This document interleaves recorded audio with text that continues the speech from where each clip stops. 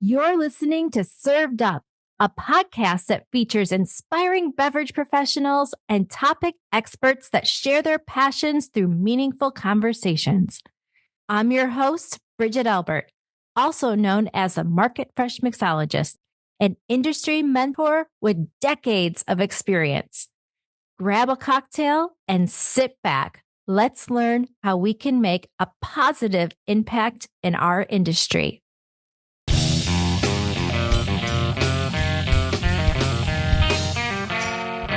Hey y'all, it's Bridget here. I had a really great time chatting with my friend Emma Walker, master blender of Johnnie Walker.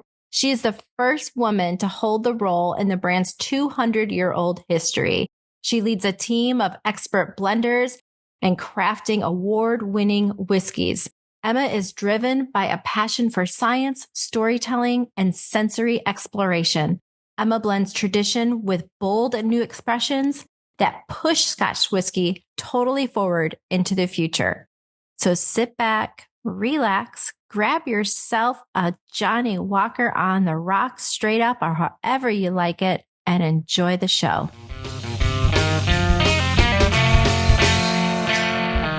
Emma, welcome to Served Up. I'm so happy to have you on the show today. Thank you so much for inviting us along, Bridget. It's lovely to see you again. I can't wait for our chat. Yeah, absolutely. Emma, can you tell our listeners a bit about your journey? First of all, like, where are you from? And then really, what got you curious about the beverage industry? So I'm Dr. Emma Walker. I'm currently in the role of Johnnie Walker Master Blender. My background is I'm a geek at heart. So I studied chemistry at the University of Edinburgh and then did a PhD in organic chemistry at the University of Sheffield. For me, I've always just been fascinated in understanding how things work. So I was that person when I learnt to drive, that I had to be shown a sort of diagram of how the pedals worked, what it did to the engine. And once I got that, driving was no problem. It was so easy. So I need to know how things work, how they come together. My journey into the world of whiskey been very fortuitous. I always like to say it's been serendipitous. So I didn't have a master plan to come into the world of whiskey. I knew that I loved chemistry. I enjoyed learning about things. I enjoyed learning about flavors, understanding how that came together. I worked in pharmaceuticals because when I went to university, you did chemistry. You went to work in oil or you went to work in pharma. They were the sort of two main routes that you went down. But I wanted to move back to Fife in Scotland. One of the big employers in that area was Diageo. And I knew that they had a great reputation, like the local community. So sort of supporting the community, supporting the council, working together. And for me, that was actually really important, was how do you want to work for someone that is part of the community that works together with them? So I kept on looking out for jobs. I thought I would possibly be working on like production lines and looking at getting liquid into bottle. But I saw a job advertised for a project scientist. Didn't say what area it would be in, and it was at this place called Menstrie that I'd never ever heard of. So I turned up for the interview, and Dr. Jim Beveridge and Maureen Robinson, Keith Law, and all the sort of these names that even I recognised from Scotch whisky were running this interview. And it was that suddenly sort of light bulb moment of like, you can be a whiskey scientist. Why didn't anyone tell me about this when I was at university? Because I would have got much better results if I'd had that focus, I think, going forward. So that was back in March 2008. And I've basically refused to leave since then. And I've just stayed working at Diageo and in whiskey ever since.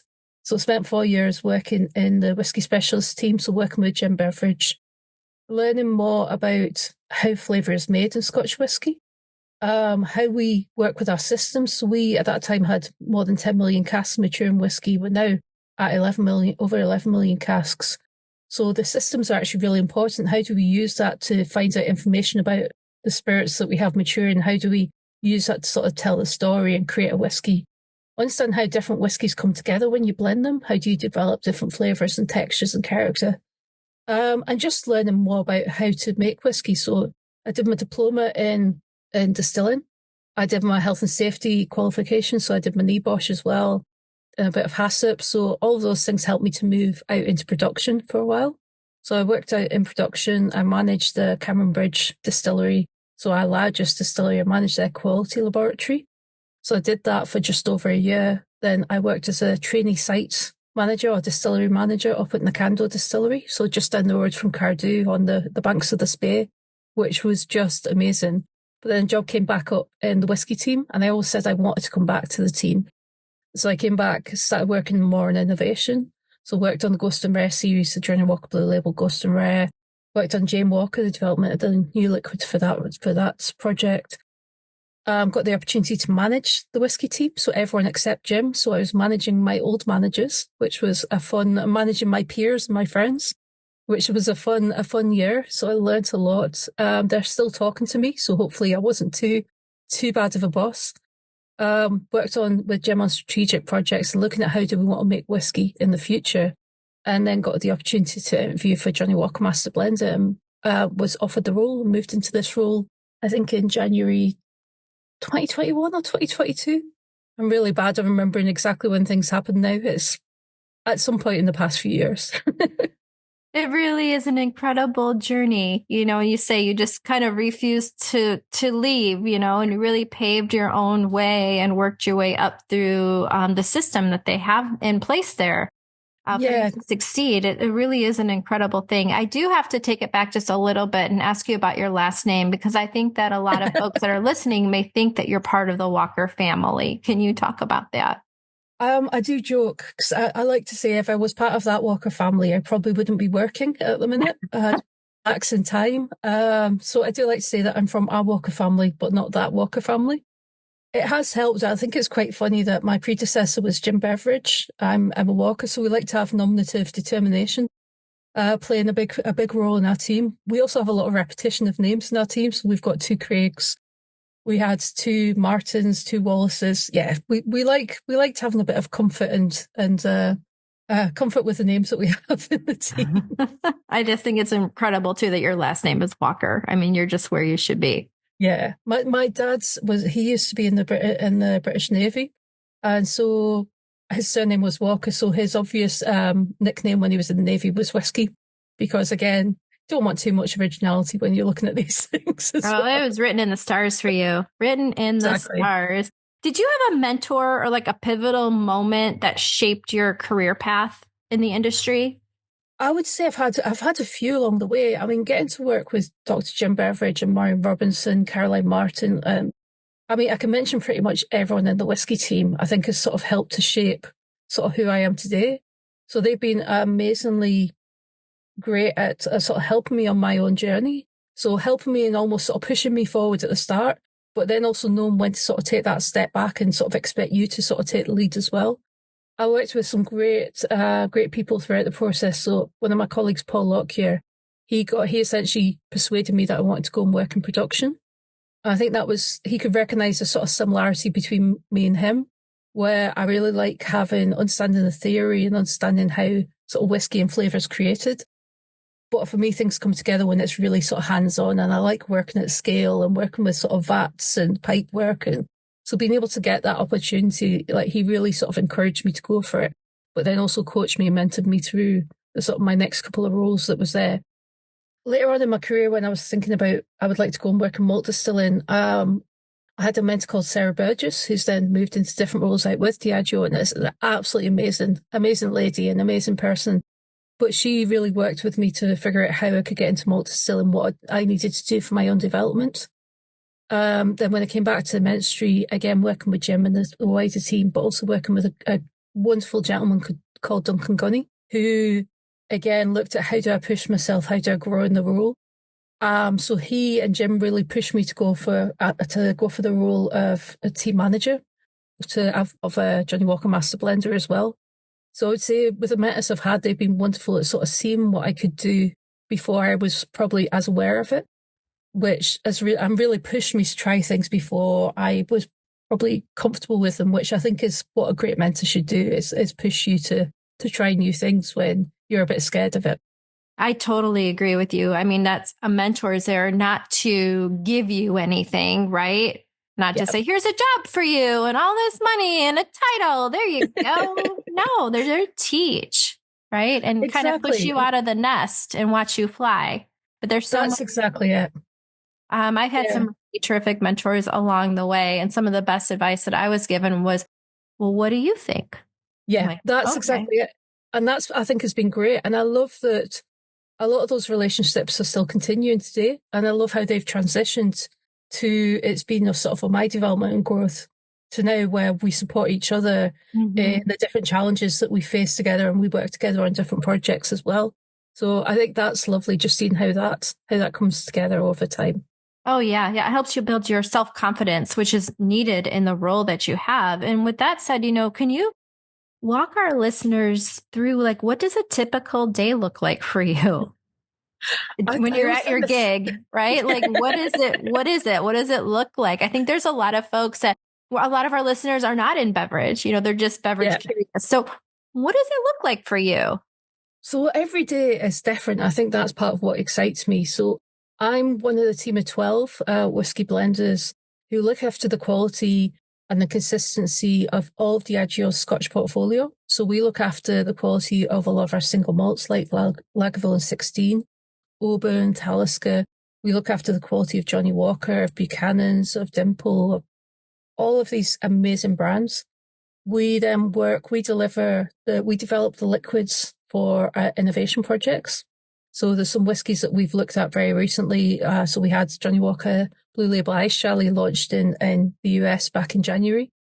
I looked at the development of the liquids for Johnnie Walker Vault, which have just been sort of coming out in different areas around the world. But we also need to think to the future. So we work very closely with our colleagues in malt distilling and grain distilling and maturation to go, what flavors do we need for the future? So what are the stocks that we need to leave for the next generation of blenders or even the generation after that?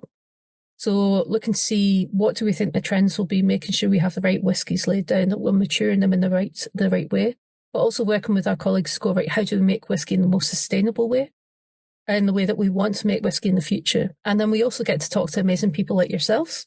So we get to go and be the face of sort of Scotch production in Diageo. So when we talk about we're talking about our team, but we're also talking about the amazing people that we get to work with across malt distilling, grain distilling, That's all elements of production. incredible.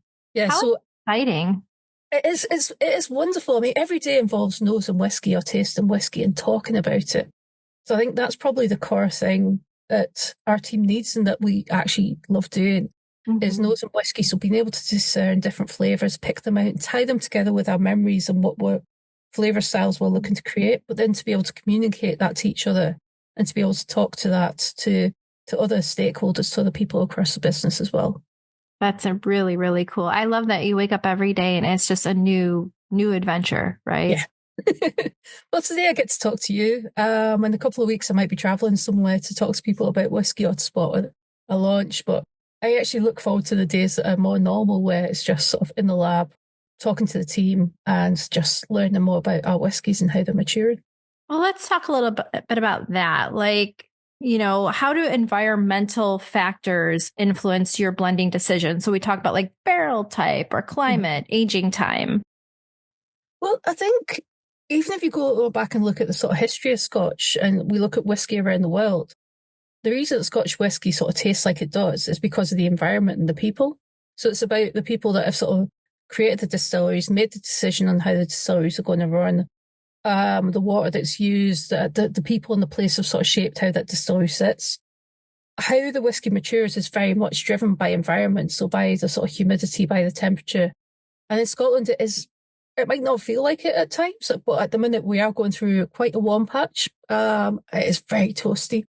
And we do get, as you know, not as extreme cold as some of you guys in the US, but sort of cold patches. But in our warehouses, they stay relatively stable over the year. There's some peaks and troughs, but it is relatively stable. We don't see the big temperature differentiation across seasons or even in a warehouse that you might see in the US or in India or other parts of the world. And I think that is drives part of the character and the flavours and the textures that you see in Scotch whisky. And I think that is one of the things that makes world whiskies so different and individual from each other. So I think that's something that we're very aware of is what is going to happen to our world, what's changing that means that we need to look at our whiskies, our flavours, our characteristics. But we also need to be responsible as well. We don't have a sort of God-given right to make Scotch whisky. We're using essentially resources like grain, like water, electricity. So we need to use them in the right way and make sure we're making our whiskies responsibly. I think that's a big part of what we a lot of us have at the back of our mind is make sure we're doing it in the right way so that we are again that we're conscious that we're only sort of here for a time to work on Johnnie Walker, to work on our whiskies at Diageo. So making sure that we're looking after that whiskey, both the heritage and the sort of brands and what's going to come again in the future. Yeah, well, it's so interesting. So then how do you balance that innovation with tradition in your work? Well, I think it's always been a key part of it. Like if you look back at the heritage of Johnnie Walker and about Scotch production in Scotland, there's a massive amount of heritage, but there's always been movements to how do we develop, how do we change. When you look at one of our biggest distilleries, Cameron Bridge Distillery, it's a grain distillery. It's just had its 200th anniversary in the past couple of years. So we still have some people that go like, oh, grain whiskey, it's a newer thing. It just came along and it's used to do certain things. It's like, no, it's a key part of the heritage of Scotch whisky. But it also helps us to think about flavour in a different way, think about how we produce in a different way. I think if you look, especially at the history of the Walker family, I mean, it's sort of synthesized, it's brought together into that great tagline of keep walking. You're always looking to sort of look at quality and consistency and protect the flavors that our consumers want. But there's always that drive to how do we make ourselves stand out more? So how do we look at flavor differently? How do we create something different? How do we do something different that is going to make our consumers sort of happy, drive delight in them as well? And I think that's what's really interesting is Scotch and whiskey as very much relies on the heritage and what's come before. But it is also a really forward-looking product as well. So interesting. So in your opinion, what qualities make a great whiskey? The way that I would define a great whiskey is one that you want to share with other people. So it's one that you would recommend to someone else without sort of qualifying it. Going, oh, this is my whiskey. It's one that you just really want other people to share. So for me, a great whiskey is about amazing flavour, but also great balance.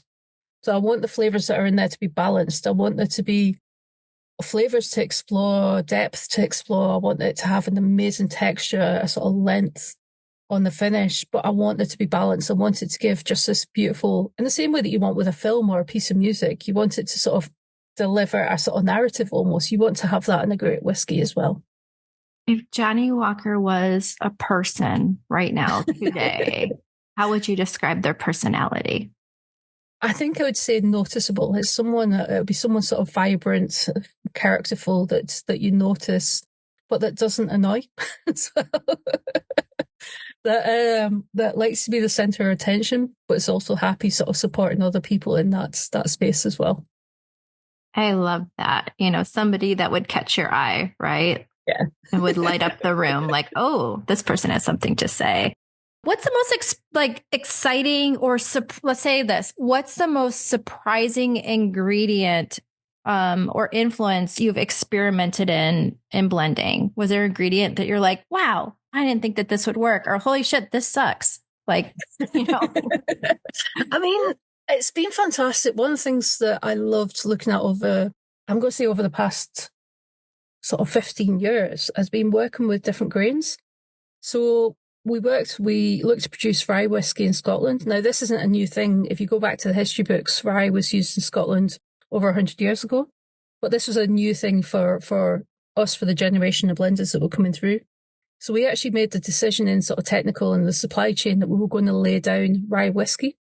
We weren't being asked for this from like the Johnnie Walker team or from the Buchanan's team or from anyone else, but we're like, rye, there's so much conversation around rye, obviously driven from America with amazing rye whiskies. There's so much conversations around the flavours and textures.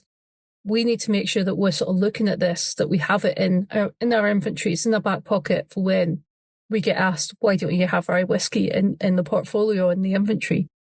So looking, and I mean, a lot of the work was led by our colleagues in distillation, both at Cameron Bridge Distillery and Tea and Innick Distillery, and with technical about how do we work with that, because our stills are very much set up to work with malted barley, to work with wheats and different grains. So working through how to deal with that, working how the differences you get in distillation and sort of production. But for us, it was so exciting seeing how those flavours developed in the production, but then how they matured as well. I mean, that came about, I got developed into a great product that you can only get in the USA. And I always need to buy a bottle of it when I'm over visiting you guys so I can bring it home, which is Johnnie Walker High Rye. So where we got to work with creating a sort of a whiskey, a Scotch whisky, a Johnnie Walker that was inspired by rye whiskies in America, but was very much a Scotch take on that. So you get these beautiful flavours that you expect from Scotland, like sort of apples and sweetness and richness and smoke coming through, but very much that sort of spice and the oiliness. And that's what I love, is being able to sort of create the unexpected. And we've done that. We've worked with things like chocolate malt to create different whiskies. So one of my colleagues, Amy Morrison, worked with Jim to develop Espresso Roast, which was one of our blenders batch whiskies. So it was like small experimental whiskies where we use that chocolate malt, where you get that really sort of coffee, slightly bitter flavours, which is just beautiful. And Yeah, it you can sounds blend it in such an amazing way. Mhm. Oh, it is. And I tell you what, from that, I've also learned, because you look at that and you go, Johnnie Walker could make a great espresso martini, especially with that espresso roast we did. But Mm. I've also then learned that Johnnie Walker, for example, Blue Label Ice Chalet makes an amazing espresso martini, which is just fantastic. I think That's I love fantastic because those cocktails aren't going anywhere. exactly, and I love being able to sort of play with people's expectations and what you use in a cocktail as well. That's why I love being able to work with things like World Class and work with amazing cocktail masters and bartenders and our brand ambassadors around the world to go, right, how do you play with that? Because one of my favorite ways to have Johnnie Walker is in a Negroni. I know we're meant to call it Belvedere, but I prefer saying Negroni. Really play with the sort of bitter sides of it, but I also like calling it a Negroni. So if you're talking to people who think that they don't like whiskey or Scotch whisky, but they enjoy sort of gin and Negronis, if you can say, have you tried it with Scotch whisky and have you tried it with Johnnie Walker in it? It can be a sort of gateway to sort of get them to experience more flavours that they might not have thought of. I had the pleasure of visiting Louisville, Kentucky with you through the International Wine and Spirits Competition, and we were able to visit a few bourbon houses. And to me, it was really exciting to see your reaction as a I was just blender like a kid at from Christmas. Scotland. Yeah, absolutely. And just being so excited and so respectful of America's spirit, which is bourbon, and it's not as old as the category of blended or single malt scotch, obviously. Can you talk a little bit about some of that excitement that you had visiting America's spirit? Well, I mean, I was so honoured to be asked to travel to US to Louisville as a judge and with the International Wines and Spirits competition on American whiskey, because I was like, oh, that's not my area of expertise. Like, how's that going to work? So it was great, Bridget, to be asked to come along with people like yourself and Jane and all these amazing folks from American whiskey. So I was going in with the mindset that was like, I just want to learn as much as I can. I know that I like American whiskey. I know that I like bourbon, but I've probably only tried a tiny percentage of what is actually out there. So for me, I was like a kid at Christmas. It was like, what can I try? What can I get my hands on? Who can I talk to? How do I get to learn more? And it was just wonderful. Like, it was genuinely wonderful just seeing the range of flavors that you can get in bourbon.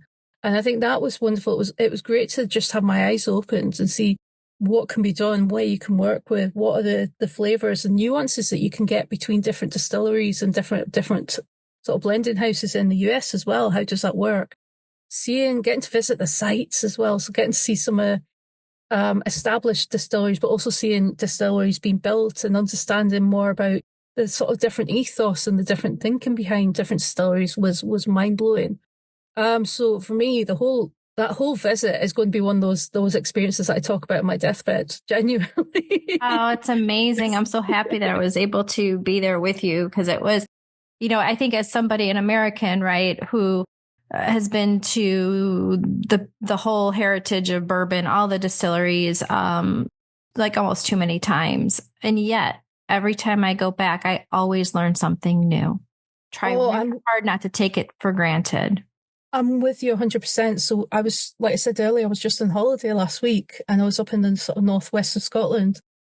And even with a week off and relaxing, I managed to get 3 distillery visits in, trying to take copious notes, even though I've had experience of working and visiting lots of different distilleries within Diageo's portfolio, just taking lots of different notes and getting pictures that I can share with the Diageo whiskey team as well. So helping to sort of build feed their sort of external curiosity, but just so I can understand more about the flavour and how we all work with it. So how do we all make the same thing, but in different ways? And I think that's what I love about the whiskey world as a whole, like an international whiskey, and what I really appreciated in coming to visit Louisville and getting to try all those great whiskies and distilleries was we all make an amazing spirit. Like whiskey is just fantastic. It brings people together.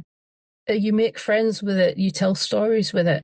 And then being able to have the time and being able to be given the opportunity to explore different whiskies from around the world and get to meet people that whiskey is wrapped around them and they're wrapped around the whiskey and understand how they've changed, how they've shaped the world of whiskey, I think is such an honour.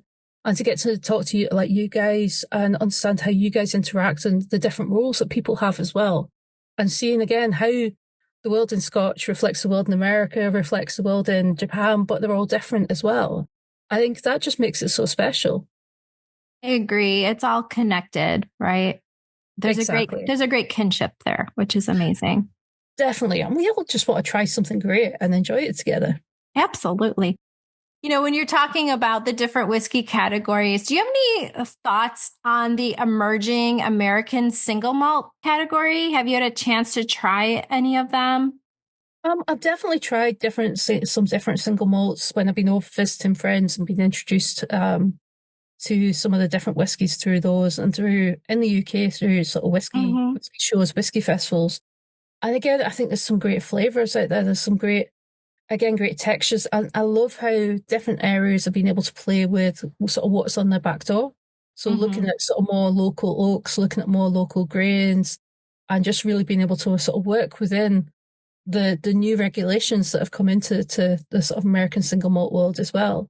And I think that's, again, is exciting and it's going to give us ideas as well. We always take whatever we're looking in development and growth in different areas in the world of whiskey is good for all of us. Yeah, I agree. And with these newer, like emerging places that are making whiskeys, I think we have to give them a little bit of grace and time as well to figure themselves out and to, Definitely. when we taste them, really think about like, this is something new. Yeah. It's not, it's not built in heritage and tradition. They're building that on their own and making an expression that hopefully represents the culture of the community that they're in. That's exactly it. And I think that's the way, I think that's always the way that I try to look at when I'm being introduced to whiskies is almost going, like taking a sort of step back and going, right, what's the intent almost? What the people that were making this, what were they trying to do? And what are they looking to achieve? Because this might be a step on the road to that. But what are they looking to do? And I think that is interesting because it's also that journey might change for them as well. So they might start off thinking about what the whiskey they're going to produce in one way. But as they go through that journey, that might evolve and they might move to a different space because of what they learn and the customers and what people are saying and what they learn from other people as well. So again, that's really interesting. And I just love seeing how everyone is sort of taking up that role of sort of whiskey creation. And like you say, really making it personal and applicable, I think, to the place that they're in. Yeah. And that's what I love. There's always there's the great book that Dave Broom wrote, The sort of Sense of Place. And when we've chatted about it there is lots of conversations around terroir. But I tend to think like Dave Broom, where it's thinking about it's the people and the place that sort of shape the whiskey. Yeah, don't you feel like when we talk about terroir, though, it's not just the soil and the water source and the air quality, whatever, the air quality, if you planted seeds on a mountaintop or if it's flat, like whatever, the people are included in that. Yeah, and it's how the place shapes the people and how the people influence the place. And I think, again, that's part of that's almost the sort of sweet spot where whiskey sits as well. Because if you look at Scotland, like whiskey's become almost a part of our sort of our national heritage, our national personality, almost that if someone travels from Scotland around the world, someone is going to talk to them about whiskey at some point. That's the sort of connection almost. Even if you've never been to Scotland, you have that connection. And I think even if you don't work in Scotch whiskey, and you're Scottish, there's still a sense that sort of nugget of pride that you've come from a country in a small country with a small population that's had this sort of influence and expanded out around the world. I think that Scotch put Scotland on the world stage. Yeah. It wasn't the haggis. What is it The called? haggis is a The supporting meeps role. and the tots. It wasn't that. It was it was Scotch. And it's How part of that almost. exciting. And it's a part of that sort of science, that engineering sort of curiosity. Like you had things like where worked on telephone, but distilling was a huge part. And there's things that people learned through distilling and through the engineering you knew that probably then wanting to help in looking at other developments that sort of came from Scotland as well, which again is brilliant. It's the same way that Scotch whisky and Johnnie Walker gets wrapped around people's sort of stories and family stories. Scotch Mhm. and like how you make it is wrapped around other parts of what's become Scotland now. Yeah, that's really cool. It's so cool. I don't want to gloss over at all that you were the first woman to hold your position. It is a big deal. And especially even, for me, being a woman in the beverage industry, I know it's not always easy. It hasn't been easy for me, actually, for most of my career. And so I just want to congratulate you on that for kind of breaking that glass ceiling. It doesn't go unnoticed from other females in the industry and or even other males. Like you really, you did something on your merit, on your hard work. And it's really important, I feel, for anybody, right? To have that hero, to have that person to look up to. And in the industry, you Yeah. are that person for so many. So I just want to congratulate you and to thank you for going forth. And I don't think that that was something you intended to do on being the Oh first. no, no. It was just something that you did because you love the industry, but it's important to recognize that. It No, really is. Especially in thank you this so time we much. live in, especially this time we live in America, really important to recognize other females that are doing some Yeah. really amazing things and opening doors for others. So thank you for that. No, thank you. I really appreciate it. And I'm really conscious of that 'cause when I was so I found out I was offered the role a few months before it was announced. So went through sort of obviously lots of iterations in my mind Sure. about how this was going to go. And one of the things that I was sort of adamant at the time was to make sure that I understood that being the first female master blend for Johnnie Walker was going to be part of the headline, but I didn't want that to be the headline because I was Yeah. very conscious that I didn't want people to think, oh, she only got that job because she's a woman. Right. So I wanted to be seen as the next master blender and sort of Yes. carry that on. And I think that's where, when worked with like the global brand team with Smarts and different people, that was a very key part that we talked about. But probably wasn't until I moved into the role and I started meeting people from around the world, sort of especially from within Diageo, that I actually started to realize the sort of impact of it, if that makes Mhm. sense. Because I just hadn't Yes.